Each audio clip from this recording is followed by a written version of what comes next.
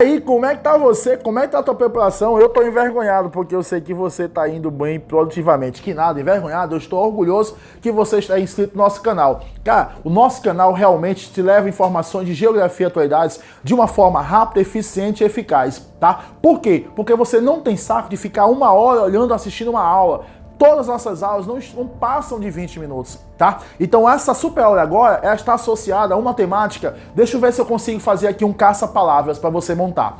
Essa aula agora de geografia física, ela está associada ao quê? A movimento, ela está associada ao quê? A camadas, ela está associada a algo que eu consigo, que é altamente necessário, é um conjunto, tá? Forma um sistema global, naturalmente falando, tem a ver demais com as noções de seco, molhado, quente e frio. Eu vou te dar um tempo para você imaginar e fazer essa junção dessas palavras aí, tá? E qual é o tempo que eu vou te dar? Só um instantezinho. Solta a vinheta, papai!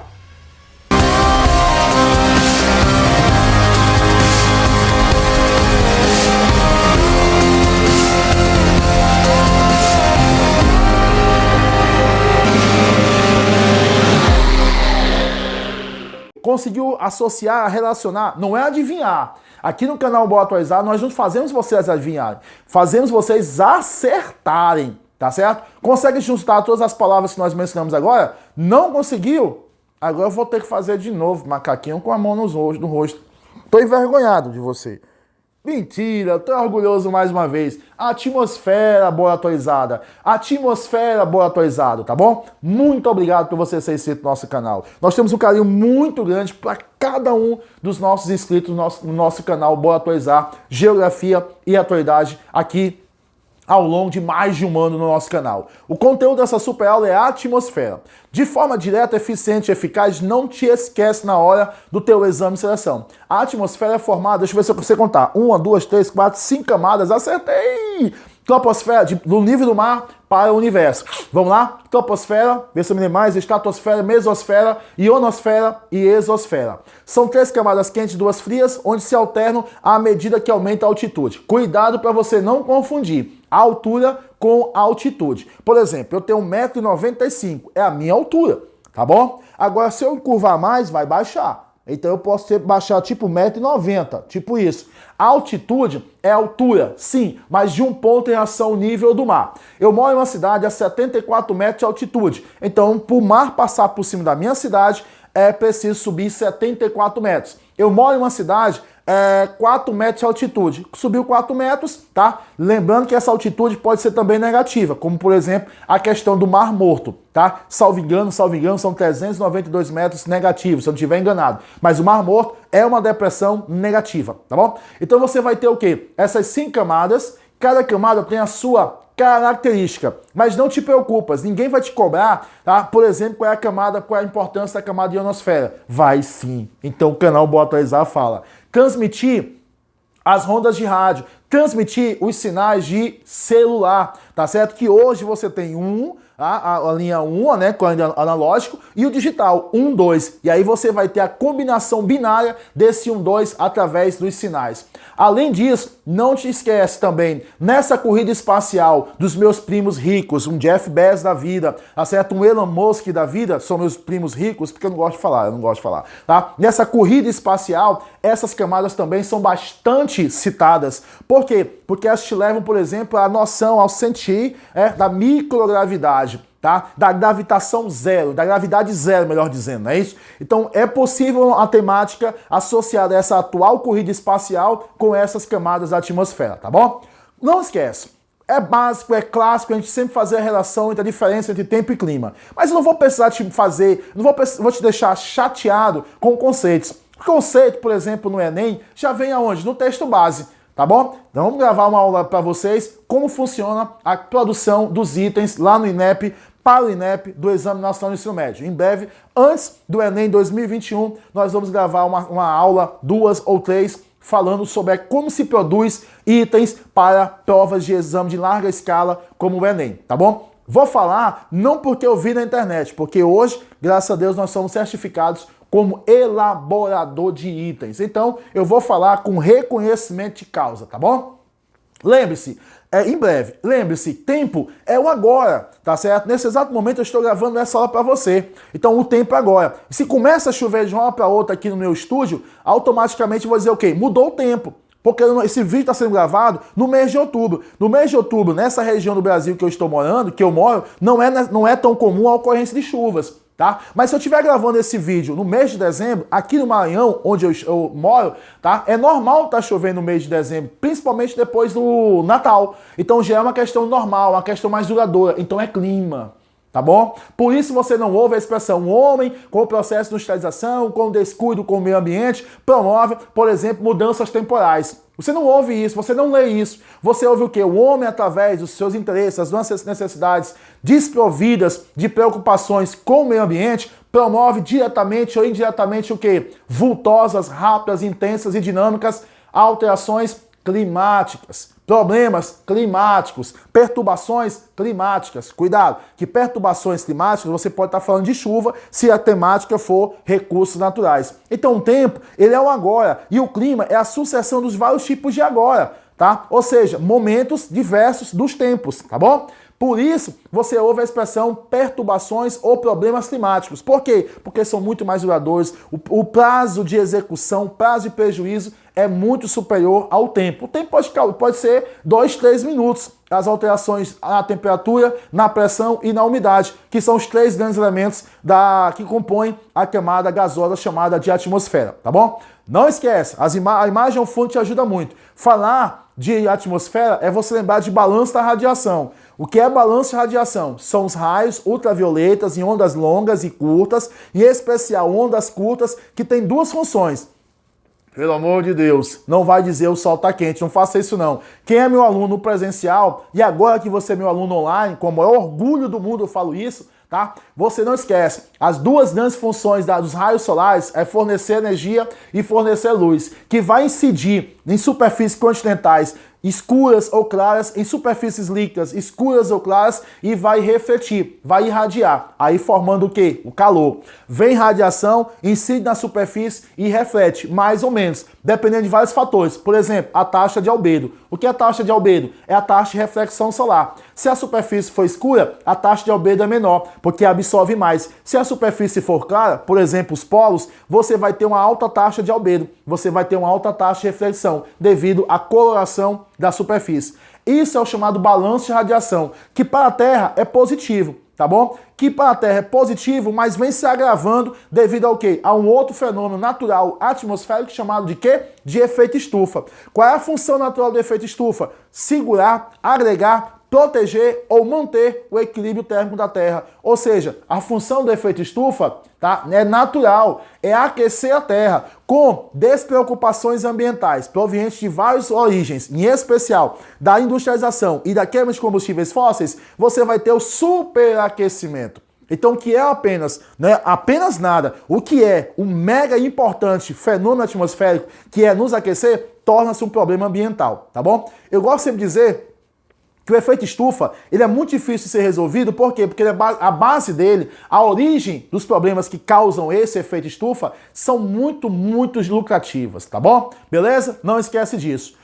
Opa! Os elementos da atmosfera são 3. Vai lá. Quente ou frio, você tem a temperatura alta, baixa, anticiclonal ou ciclonal, você tem o quê? A dinâmica dos ventos. Os ventos sopram de uma região anticiclonal para uma região ciclonal. Uma região com muitas moléculas de ar para uma região com poucas moléculas de ar. Eu estou falando de quê? Do segundo elemento da atmosfera. Como é o nome disso? Pressão atmosférica. Terceiro elemento, tá seco, tá úmido, tá seco, tá molhado, tá seco. Isso vai gerar o quê? Umidade atmosférica, tá bom? Ou seja, são os 3 elementos da atmosfera. Eles vão variar por diversos fatores, mas não te preocupas. Por quê? Porque é uma regrazinha básica. Se você estiver falando de latitude, altitude, não tem como você ter as palavras maior ou menor na mesma frase. Quer ver a dica?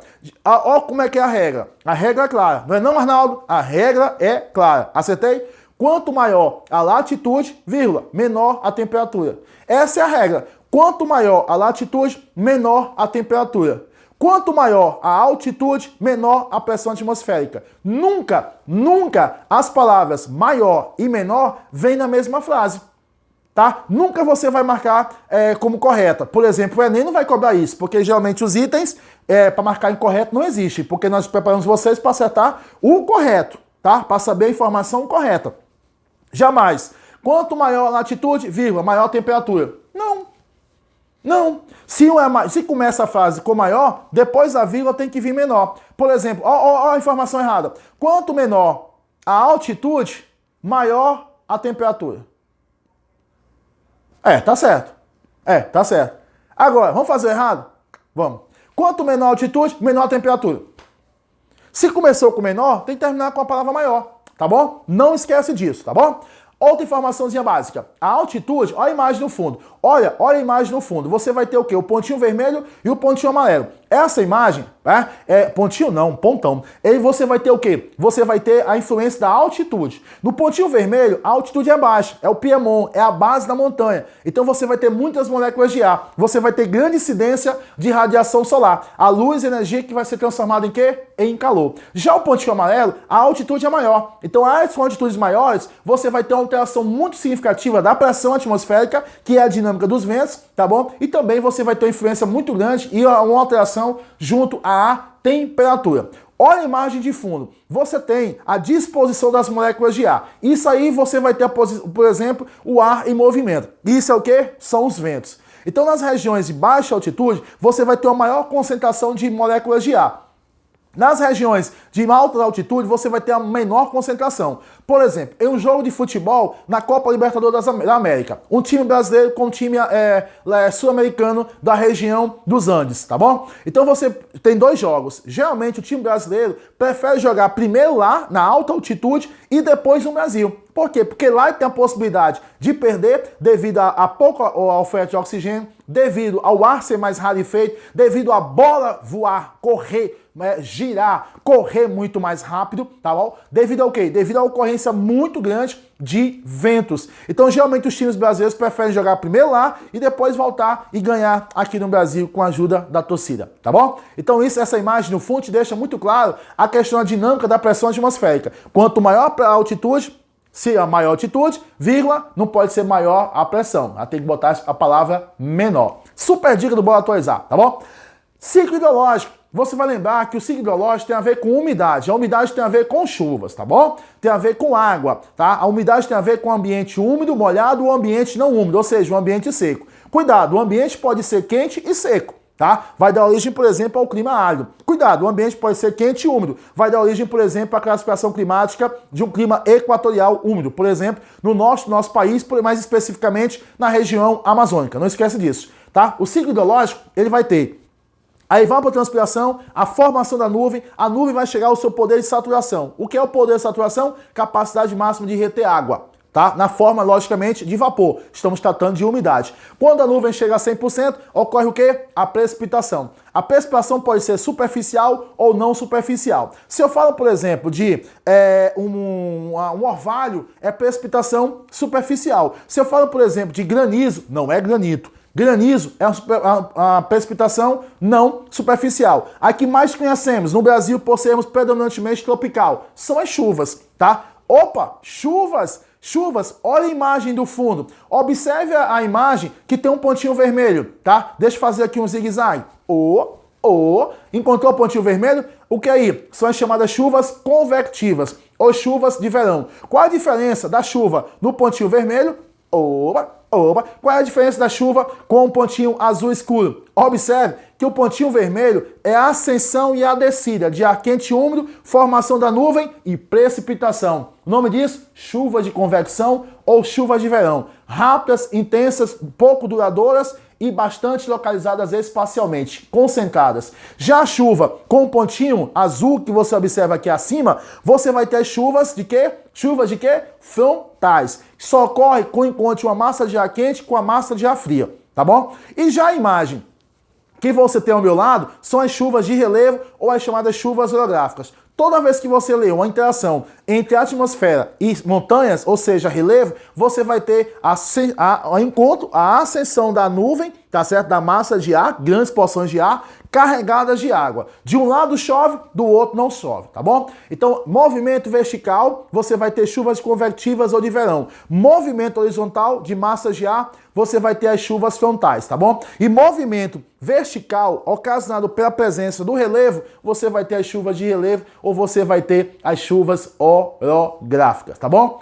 Tudo isso está associado ao conforto, está associado à possibilidade de enchentes quando tem a ocorrência de bastante chuvas, combinada com interações com o homem, muita desorganização socioespacial, está associado à agricultura, está associado à pecuária, tá bom? Está associado ao dia a dia da sociedade de qualquer país do mundo. Por que eu falo isso? Porque geografia não se aprende e não se acerta de forma independente. Tudo em geografia interrelaciona-se, ou seja, são as chamadas interações geográficas. Gostou da aula? Deixe nosso like, compartilha. Pô, não adianta você só visualizar. Aqui, ó, se inscreve no nosso canal, por favor. Isso faz nosso canal crescer, desenvolver ainda muito mais, tá bom? Muito obrigado e como eu sempre, bons estudos.